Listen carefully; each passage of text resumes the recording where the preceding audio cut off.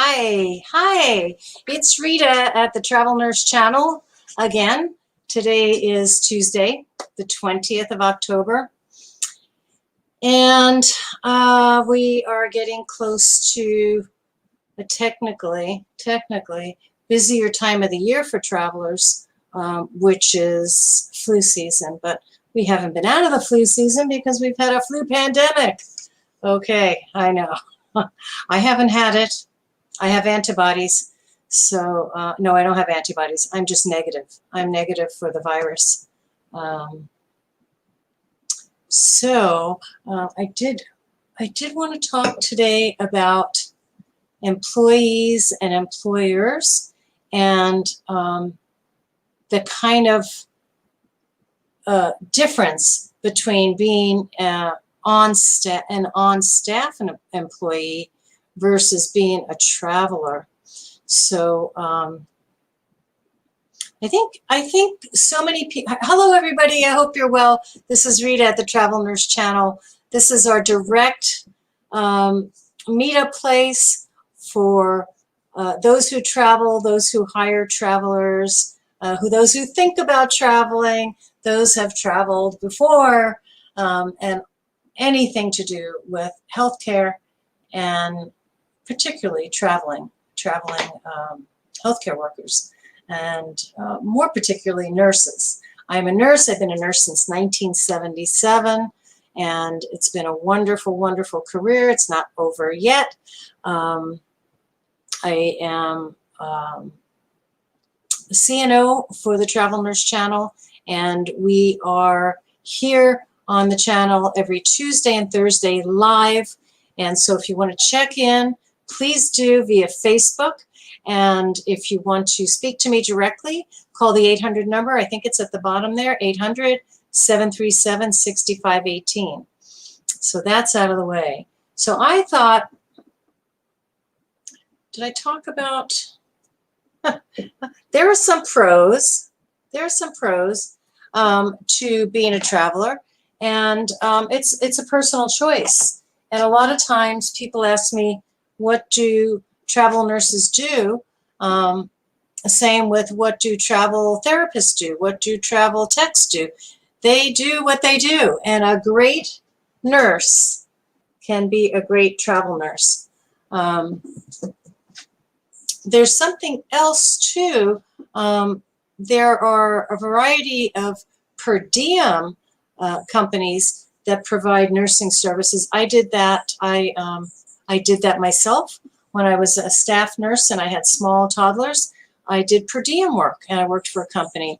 And then later, when my children got older, well, my youngest one was still pretty young, I became a per diem nurse myself. So on the weekends when Dad was home and so forth, I would do my 12-hour shifts. And I worked for an agency.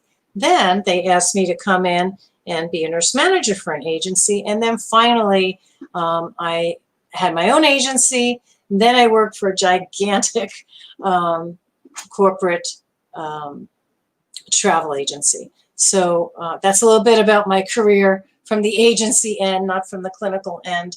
And it was all really great. And but I also really appreciate, and I'm grateful for my many years as a clinical nurse. So enough about that. So what I'm thinking is I got a call this week. I'll throw this out there, actually. A doctor is looking for a CNS. A CNS is a clinical nurse specialist. So that's usually an advanced practice nurse with probably a master's level education, not necessarily. There was a time, I think, where you could get that CNS without the additional higher education, but most CNS are advanced practice nurses. And I spoke to a doctor the other day who may or may not be advertising on the site, but he is looking for a CNS. And it's in San Diego. It's in North County, San Diego, actually, closer, headed towards Riverside. And he needs somebody to help run a COVID clinic. So if you give me a call, I can make that matchup for you. Excuse me, I think I'm going to sneeze, excuse me, and get a drink. Okay.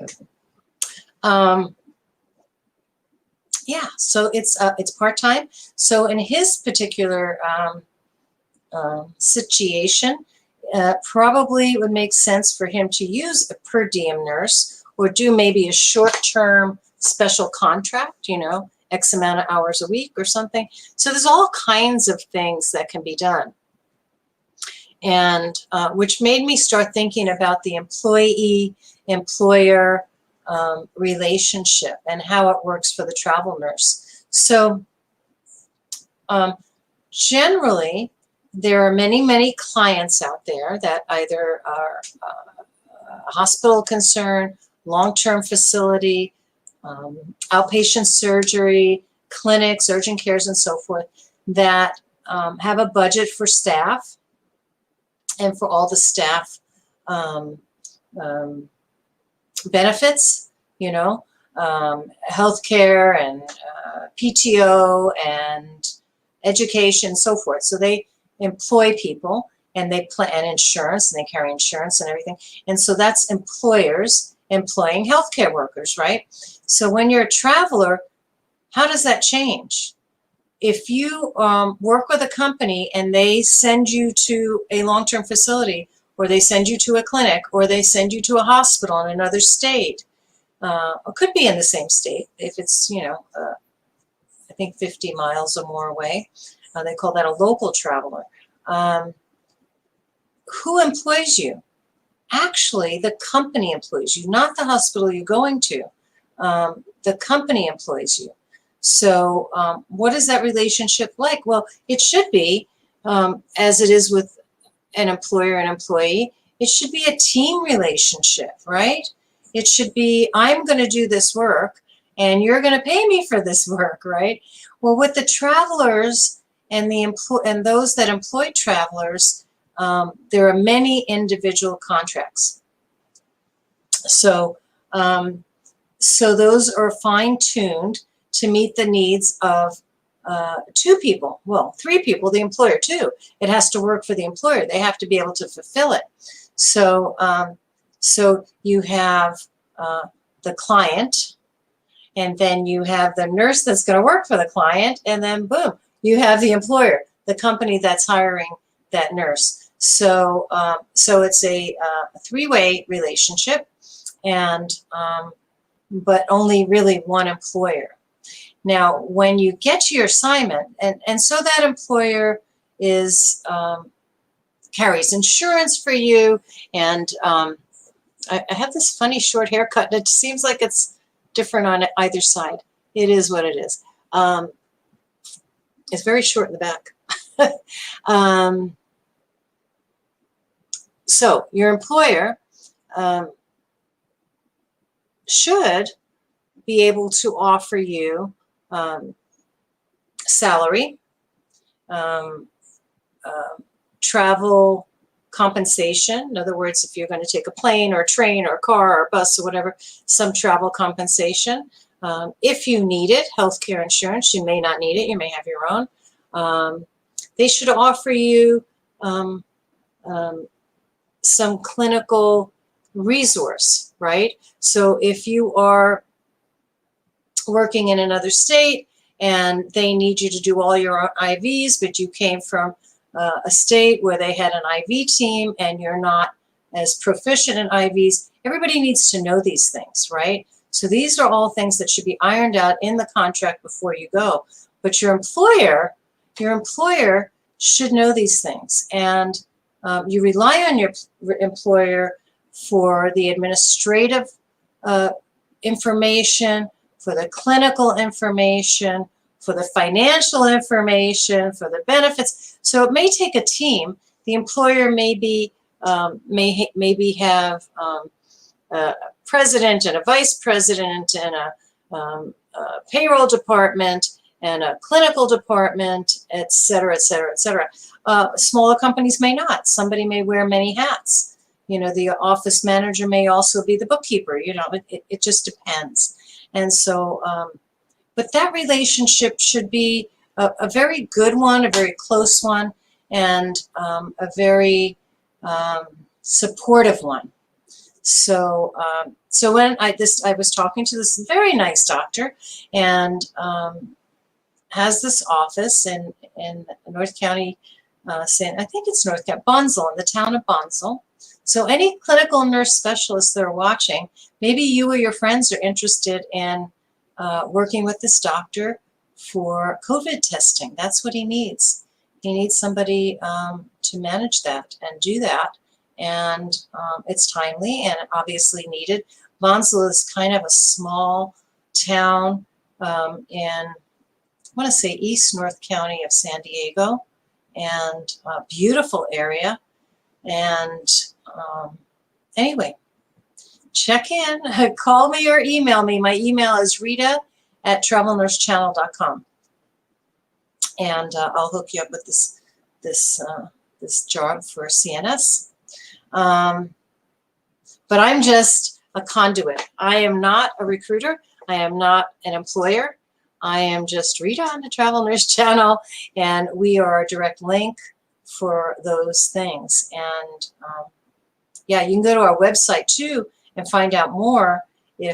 Particularly if you employ nurses, you'll want to do that. www.travelnursechannel.com. Yeah, so I thought it'd be a good idea to just talk about that.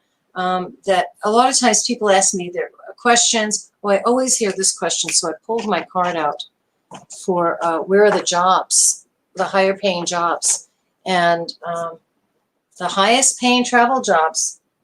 Yeah, it varies. It varies, and it can change from day to day, week to week. But traditionally, and for some time now, I rubbed it off there. It's California, Los Angeles, and San Francisco, Texas, and Massachusetts, and then Washington, the state of Washington, and New York. So those 5 states are at the top of the heap. I get asked those questions a lot. And then I thought, I hear from a lot of people that are interested in traveling, and I don't think that they know that much about it. And so then I thought, I need to get down to the basics. And so there are many companies. I've actually dedicated entire videos to this. Over 300 travel employers in the States, big and small. Some focus just on LVNs and CNAs. Some focus on in long-term facilities. Some focus on allied, all the allied staff or specific allied staff, respiratory therapist or radiology therapy. So those are the healthcare workers that they employ. And then some are very, very large. I've mentioned before cross-country. I is another one, cross-country. They're big corporate, and they do it all. They do the nurses. They sometimes do locum tenens. Sometimes they do office staff, but mostly they focus on healthcare workers, and they would do the RNs and the LVNs and the nurse pracs and the CNSs and allied, etc. So do your homework. If you're thinking about traveling, or if you have traveled, maybe you had a good experience, maybe you didn't, do your homework. You can always ask, can I speak to someone that you employ? Would they be willing to tell me about their travel experience? You can maybe choose the company based on who they service. If you want to go to Texas and you're interested in Austin, Texas, and they only have one hospital in Austin, Texas, and you talk to another company and they service two or three hospitals or 10 hospitals and some skilled facilities and some rehab facilities, that may work out better for you because it gives you more options. So whatever your, know what you want, and then when you start looking for the company and the recruiter and the employer, you have a better chance of getting the things that you need. So I don't know what's going on today. I haven't heard from anyone, so I hope I'm live. It said I was live. So normally people are checking in and asking questions and making statements, and I can respond. If I can't, if it's a question that requires me to do some research, I'll usually get back to you on the next video with the answer. You can always email me, but I'm not seeing anybody today, so it's quiet today. And for whatever reason, you're all very busy working or up to something. So what shall we talk about? Well, I don't have to talk for an entire hour. I could just do a few reviews, and I'll tell you, when people ask me what makes a really good travel nurse, and I always say a good nurse makes a really good travel nurse, but I could tell you some of the qualities that are helpful. The biggest one for me is, I believe, is flexibility, because all of our planning doesn't always, something happens, right? So to be flexible is wonderful. That's a wonderful trait in general, but very, very helpful when you're coming in like the Calvary to do a travel assignment. I have a card here where I note some of the ideal, is what I call them, some ideal travel nurse, some of what makes a travel nurse an ideal nurse. And so I noted them here. Let's see. I have to read them as I show them to you. Let's go there. Dedication. So a dedicated professional, right? Someone who cares about her patients, knows her stuff, knows when to ask questions, is a good critical thinker in the clinical setting. Attention to detail. That's so important. Attention to detail. Somebody that there's method to their madness, and when they assess keenly. They go back, they reassess, they catch things. Someone that's reliable, somebody that's always on time or early, somebody that you can count on when you ask a question to get a direct answer, and always a patient advocate. And then it's very, very important, I put a little star there, to have good communication skills. That's so important, because the nurses are at the heart of healthcare. They spend the most time at the bedside, right? Because it's their job. It's their job, and most of them absolutely love it. So who would know better than the nurse when changes occur, when things are improving, things aren't looking good? Who's the first one to check labs, first one to check everything, really, because they're there at the bedside, and they truly are the heart of healthcare. What was I listening to? Oh, I was listening to a beautiful broadcast about kindness, and it was nurses. It's over an hour, so I listened to a little bit on Sunday when things were quiet in my household. And it was just a beautiful thing, because the nurses are people too. So they have memories back to their childhood, when all the aunts gathered around, maybe mom was sick or grandma was sick. Different things that influenced them along the way. It was beautiful stories, and it made me remember that nurses are really at the heart of healthcare. And so many of the allied staff are too, get very close to patients, doing tests and treatments and therapies, and there's a lot of contact. And but the nurses do spend the most time with the patient, and they truly are at the heart of healthcare. And so being a good communicator, I'll show that to you again. That's at the bottom. I put communication skills. They're wonderful. You can't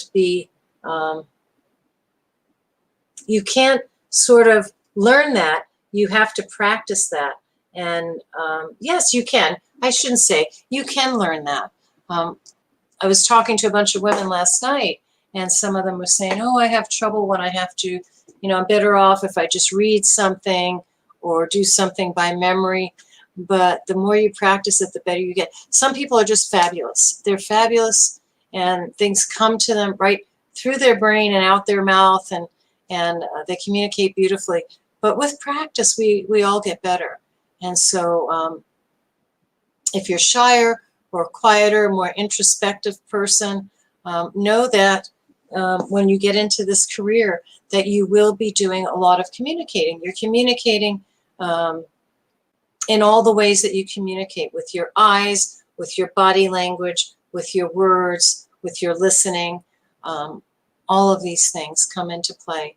And then people talk about a gut feeling. I said, I had a gut feeling that something was going on. And the gut feeling is really based on knowledge.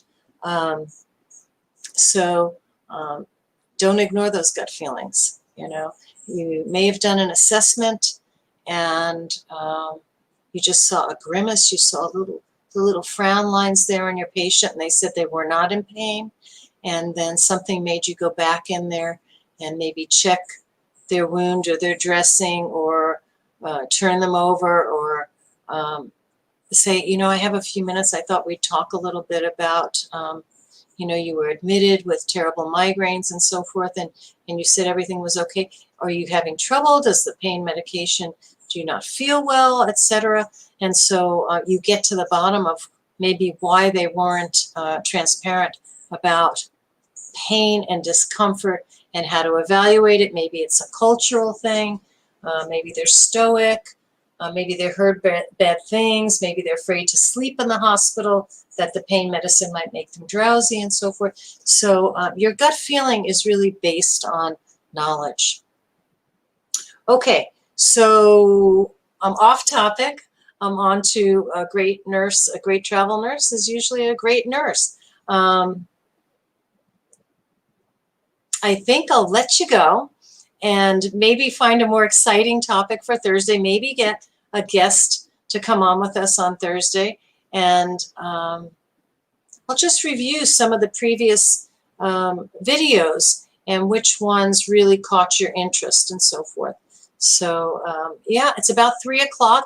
I could go till 3:30, but I feel like it's just me talking about things that I think are interesting. And travel nursing is interesting. It offers so many opportunities, growth for yourself as a professional, meets the needs of so many that are in need. During COVID, I don't think the hospitals would have managed without the travelers as well as their great staff. Oh, somebody's checking in. Yay, it's somebody anonymous. I have some patients that think they had COVID in December and tested positive for antibodies. Yes, yes, that's true. I believe that. Now, the testing is pretty good. A lot of people talk about false negatives, false positives. There is a little bit of that, but the testing is actually pretty good. And December, way back in December, right? I do know people that were sick in January and February that think they may have had the worst flu of their lives and thought it was COVID, went in and tested, and they were negative.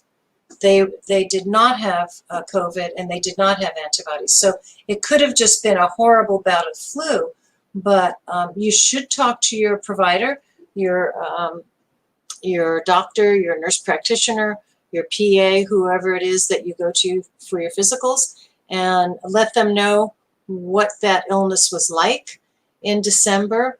And maybe you had mild symptoms. I mean, that is certainly possible. What's interesting, and I talked about this in one of our videos too, are these long haulers. There are COVID patients that are long haulers that are still having some symptoms many weeks and months after the initial bout. That's a great question you brought up. But whenever you have questions about your health, there's a reason. And so you really should check with a professional. Testing and in the early stages in March and April and even in May, when the COVID was the pandemic, we just became aware of it and so forth. Testing was very, very, you had to sort of qualify for it because there wasn't enough, and they had to take care of the sickest first, right? Makes sense. But maybe back in December, you were just sick and nobody had really heard much about COVID. We started to hear about it at the beginning of the year, and then it was official in the beginning of March 2020. So it is possible that some people had COVID and never knew it. And I was concerned about my daughter who had her baby in March, late March, because she had kind of cold congestion symptoms for quite some time. And her baby's negative, her baby was tested, and everybody in our household, well, not everybody's been tested, but everybody in our household has been very healthy. I tested negative. They had to do surgery on my wrist. And so, which is coming along, by the way. Anybody that watches regularly knows that I broke it very, very badly. I'm not going to show you the scar yet. I'm going to let it heal a little more. But I'm coming along. There's still tightness and edema and some pain and discomfort, but it's coming along. So yay. And plus I have a bunch of hardware in there, so that will help. Let's see. Yeah, so this anonymous person is saying they had COVID. They suspect they had COVID in December, and then they tested positive for antibodies. Obviously, they had it, unless there was something wrong with the test. So good news. So my friends who were sick in April and May with COVID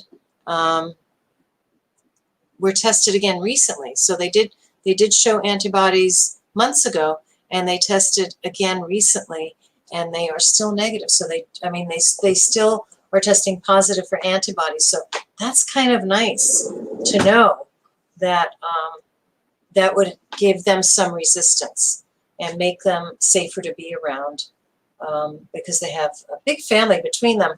They have seven adult children and 2 grandchildren and another one on the way and lots of nieces and nephews. They're a beautiful couple. My favorite, 2 of my favorite people. All right, folks. So this is Rita at the Travel Nurse Channel. I love talking to you. We talk about all things travel. Today was a little bit, I wanted to kind of clarify who employs you and how it works. I might review that one more time. So travel nurses are generally employed by a travel nurse company or a travel company, a healthcare employer. And I named Aya and I named Cross Country because they're big and they've been around a while. And there are many. There are over 300 companies out there. And so you work with a recruiter, you work with a team of people. Hopefully you have somebody that is your clinical resource person. You have somebody that you can ask your administrative questions of.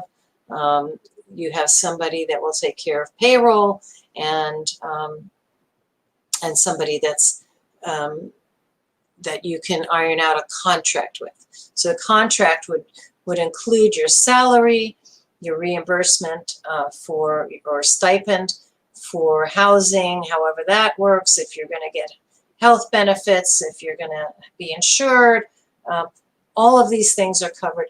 They are your employer. You will go, they will send you on assignment to another state, usually for your assignment, your 13-week assignment, or whatever your contract stipulates.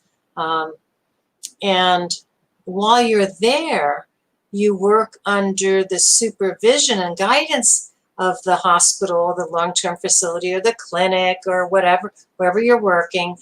You work under their supervision as though you were an employee. You're technically employed by your travel company. So just wanted to say that. Probably you know that, but it's always good to go over basics, I think. So thank you for tuning in. We're here every Tuesday and Thursday, 2:30 to 3:30 Pacific Standard Time. And great to be with you. And I'll be back on Thursday. And take care and stay healthy. And that's about it for now. Thank you. Thank you, Anonymous, for checking in regarding those symptoms and COVID antibodies. It's, I'd say, good that you got through it and good that you have antibodies. Thank you. Bye-bye.